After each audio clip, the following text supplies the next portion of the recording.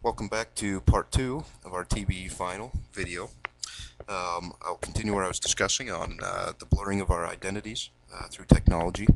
Um, these websites such as Facebook, MySpace, chat rooms, they do make us able to definitely create a different identity for ourselves. This can be a good thing in some ways for some people who maybe aren't satisfied with their real life. Also, it can be a bad thing in some ways. We see instances as child predators, things like that, using these kind of spaces to hide themselves, to misidentify themselves to children and things of that sort. So it definitely is a technology that can be used for good or for bad. Our next question has to do with the cultural identity of our specified country. The country we had was Denmark, and probably the two words you'd use to sum up a Danish person's cultural identity is probably independence and wooden shoes. They're a small little country, only about 5 million people, but like as seen like in World War II, they were willing to fight, even though they couldn't fight for very long against the Nazi regime moving into their country. But the video I watched was called The Christmas Dinner. A story about a pig and a duck kind of duking it out to see who would be going on for the feast. And in the end, the pig ended up winning. So he prepared the duck, stuffed him in the oven, and then he came to find out when he looked at the menu that both pig and duck were on the menu. And this is typical of Danish culture when they eat, especially around Christmas time. It's more than one main course is served, believe it or not. You'll see duck, you'll see pork, and you'll see them on the table at the same time. Sometimes also a select fish meal. So it was kind of typical of the culture of there in Denmark. We'll now move on to question number 5, and for that we will go to Ken. Hey guys, I'm back again and it's exciting. The question is, check the classroom computer for memory and processing speed. How much is needed to run concurrently available software? In parentheses, Adobe Creative Suite 3 and Microsoft 2007 on Vista OS. I was not able to find a computer that uses the Vista operating system. However, I've been told by reliable sources supposedly that Vista grabs a gigabyte of memory just for its operating system. However, when it comes to the how much RAM Adobe Creative Suite 3 uses, I would believe that would be independent of the operating system because it has to load its own kernel, if that's the right word, for that particular software. An interesting statistic was I checked CS2 against CS3. I have CS3 at home, CS2 was here. I calculated the memory required for the basic products of Acrobat, for InDesign, Illustrator, Photoshop, and that takes 181 megabytes of RAM for CS2. CS3 takes 322, almost double. In addition, you have Microsoft Office 2007 takes 24 megabytes and that includes Word, Excel, PowerPoint, Access, and Publisher. So, anyone have anything else they'd like to add? Oh, the computer itself in the classroom was 2 gigabytes of RAM. Computer speed was 2.66 gigahertz. That answers the question, I think, unless there's anything more to be added.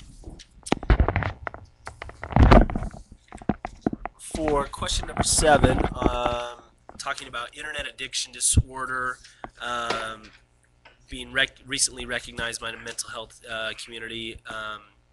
We did some research, and according the IAD has still not been officially recognized by the entire medical community. According to Wikipedia, in June 2007, the American Medical Association declined to recommend to the American Psychiatric Association that they even included IAD as a formal diagnosis.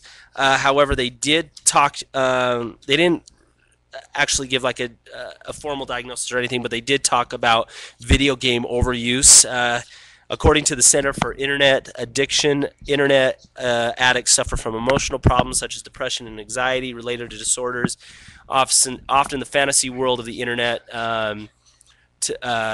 is a escape that's they can escape unpleasant feelings. So they talked about people are often becoming quote unquote addicted to online games, not because of the game itself, but to withdraw from other things like depression or some of the other things, anxiety, and things like that. Escaping individual risk of loss or significant relationships, job stress, educational career opportunities, that sort of thing. So they use the internet as well as video games as a withdrawal from that. So that was the information we were able to find on internet addictions and video game addictions. 11. Yep. Okay. Did you want to talk about this one? Okay. Did you want to talk about this one? Or I can. It's up to you. Okay. For number 11, we were able to pull up the Weber State privacy, the acceptable use policy, and it talks about, it gives the purpose of the policy, talks about how the internet and the internal network within Weber State is as part of a legitimate use for a learning institution. But then it talks about there are some things that aren't acceptable for use. They talk about limited access to authorized users. Can't use it to make money. You can't use it for financial gain. Okay. So there's also, you have to adhere to local and federal laws as well. It can't disrupt or distract or interfere with the conduct of the university. Did you have something else? All privacy rights must be respected. Weber State can take disciplinary action if you're using their system illegally. What else did we have? Sending Sending unsolicited emails, bulk emails. So you can't use their server to actually like run send the bulk emails. This includes the right to log and monitor network traffic, or the university reserves the right to log and monitor network traffic, disconnect any computer for disrupting the university's data network.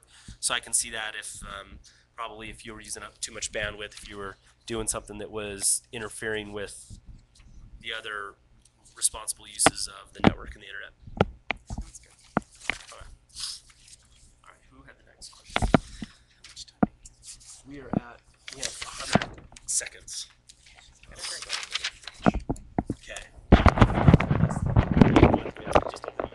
Okay, question 13 says, find 3 articles in Wired Magazine about your group's specialty area. Our group was government, so we pulled up a couple of articles. The first one was talking about how courts are facing privacy issues with how digital our world is becoming. They're just being inundated with court cases that deal with privacy issues. That was one article. Our second article, it talked about the HD TV swindle, where broadcasters are trying to make money the way they always have by getting government to give them free bandwidth and rigging the regulations in their favor. But the article that I thought was interesting was that another organization has formed to fight government-imposed technology mandates. And it's basically just 20 technology companies and taxpayers and consumer groups have kind of band together to get to sort of to protect content for technology and to restrict the government mandates. What else did it say? Do you guys have anything to add? See you on the Signing third video.